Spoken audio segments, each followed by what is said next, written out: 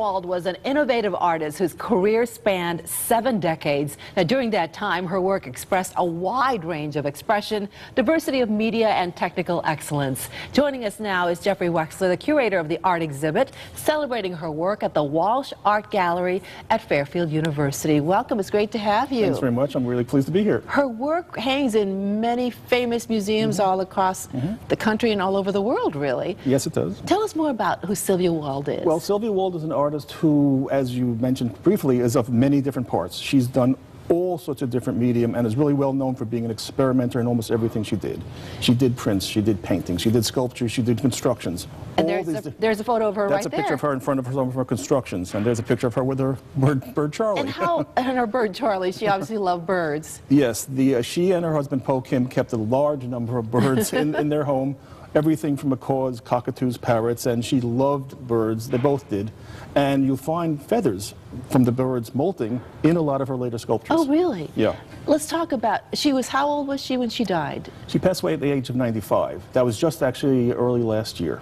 And to some extent, the show at the Walsh Gallery and also a concurrent show in Manhattan are basically memorials in a way, a one-year memorial to her. She started her career as an elementary school art teacher? As an elementary school art teacher, that's right. She went into education, but then she realized that making of the art itself, being an artist, was really where she wanted to go. So she was born in Philadelphia, but moved to New York to advance her career. And took many different courses and really started to take off in the 1930s with her printmaking.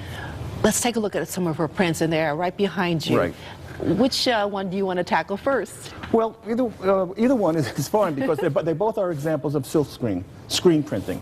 This is what she became quite well known for. She was considered one of the major innovators in the silk screen process in the late 1940s and 1950s. Silk screen is a process, just for people who maybe know a bit about it, is a process where you actually force the ink literally through a screen which used to be made of silk. Through stencils, essentially sort of a stencil process. And like any print, you make many of them. And the name of the print that is right next to you? Okay, this print is called Dark Wings, and you can get a sense of why it's called that. Okay. This one farthest from it, you can get a sense of why it's called that. If you look at that area right here, it sort of looks like a butterfly wing, and especially see that sort of veining quality that goes through it. Now, this was one of her major innovations. Most prints are rather flat, ink gets pressed through onto the surface. She, because she started off as a painter primarily, she realized that the ink and the material itself had a lot of potential to make really interesting types of textures and interesting types of images. So she would learn how to press the ink and paint through it. And sometimes she used oil paint instead of ink and create these automatic textures. And the one right next to you is? This one's called Farmer's Antic, probably relates to some sort of event that you saw on a farm, and has those same types of images. Now, this one is an earlier one. The one we saw previously was earlier. This is a bit later. She was moving from this, what's sometimes called an organic surrealist type of a style, which deals with a lot of natural forms, leaves, butterflies, plants, animals, into a much more, not rigidly, but more sort of abstract form, just shapes floating around the surface. She was certainly a prolific artist. Let's take a look at some of her paintings. Sure. And we have some photos. And what are we looking at here?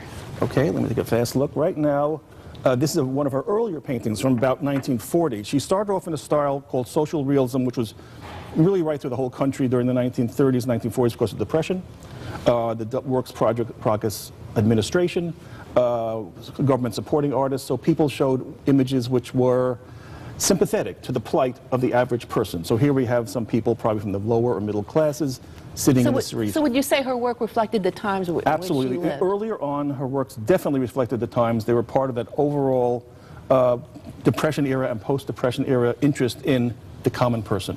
All right, let's take a look at the next one. And this is one of her, again, organic prints in which she uses a silk screen technique to have these floating shapes, interesting textures, which somehow are reminiscent of natural forms. As I said, the veins of leaves, texture of actually even protoplasm of animals, all sorts of things like that, scientific things, anything which would show vitality and inner life. Now, was she at all influenced by any of the artists who lived during her time? Oh, sure. No, of course. Well, going back to social realism, there were many social realists. Going to this print in particular, there are a whole range of artists, starting in Europe, starting with surrealism, people like Jean Moreau, and other well-known artists who created work which was this automatist or abstract surrealist We type have one of more work. photo here. This is one of the paintings from the abstract expressionist era, and then talking about people who did similar things. I mean, there were artists such as Jackson Pollock and others, Franz Klein de Kooning, who did very gestural paintings.